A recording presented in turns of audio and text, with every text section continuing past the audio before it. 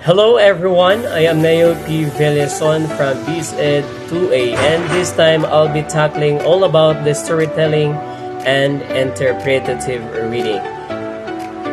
But before that, let's read first the learning objectives. At the end of this lesson, the students should be able to develop effective storytelling techniques to captivate and engage audiences, understand the importance of storytelling in human communication and connection, develop fluency and expression in reading aloud to captivate and engage audiences during the interpretative readings. Now let's tackle all about storytelling. So what is storytelling? Storytelling is a structured narrative account of real or imagined events that is widely used in public speaking as a medium for sharing, interpretation, and offering the content of the story to the listeners. What techniques did a storyteller use to capture your attention? What techniques were used to hold your attention and make you want more? So number 1, chooses interesting stories that are suitable for the audience. Number 2, prepares and rehearses the story. Number 3, uses words that the audience understand and explain the ones that the audience won't understand. Number 4, uses ESP or enthusiasm, sensitivity, and personality. Number 5, uses facial expression and body language. Number 6, uses vocal variety by changing the tone, pitch, inflection, and tempo to suit the appropriate parts of the story. Number 7, adds character voices and dialogue where needed. Number 8, makes eye contact with the audience. Number 9, adds humor when appropriate. Number 10, adds props or costumes if they will explain or enhance the story. Number 11, pauses before the after important ideas so the listener has time to think. Number 12, builds up to the climax.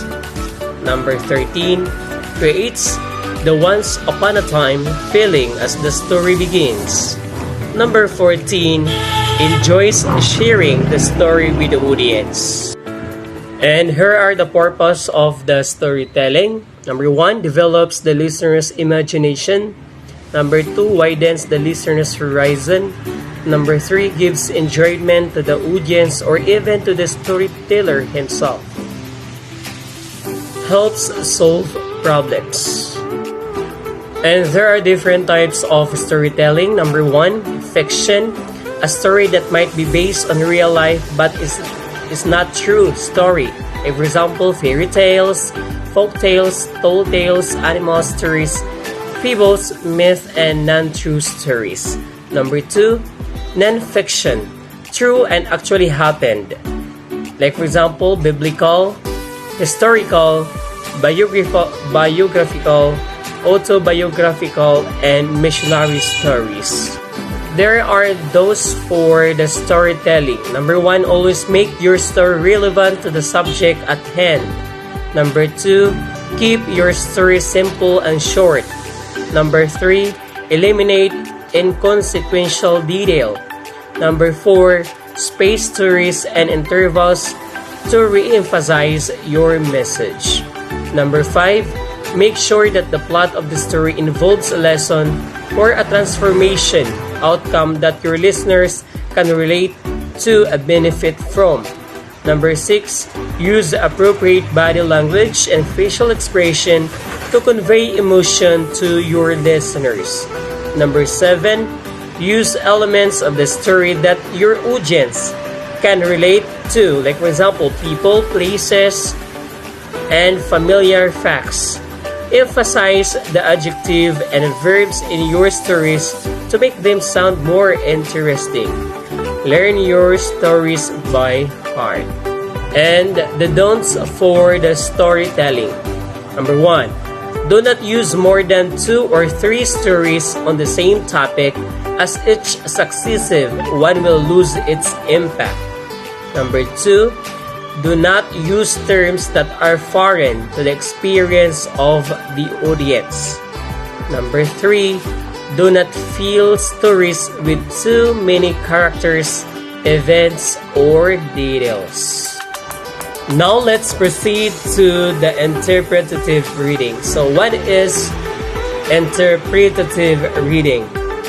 Interpretative reading, in its simplest form, consists of one person reading aloud to another, such as a college girl reading instructions from a magazine to her roommate on how to apply eye makeup correctly.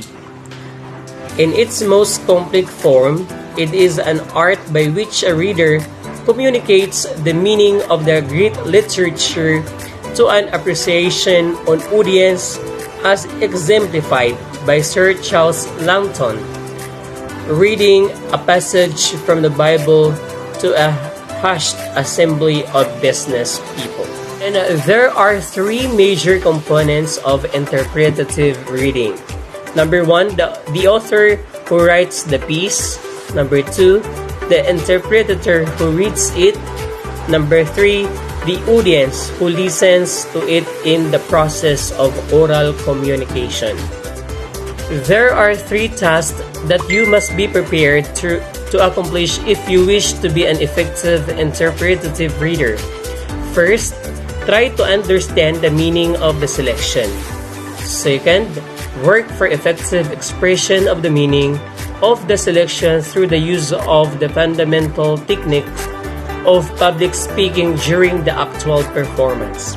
Even if you have memorized the selection, you should use a manuscript to constantly remind your audience that the thoughts and feelings you express originate from the selection and not from you.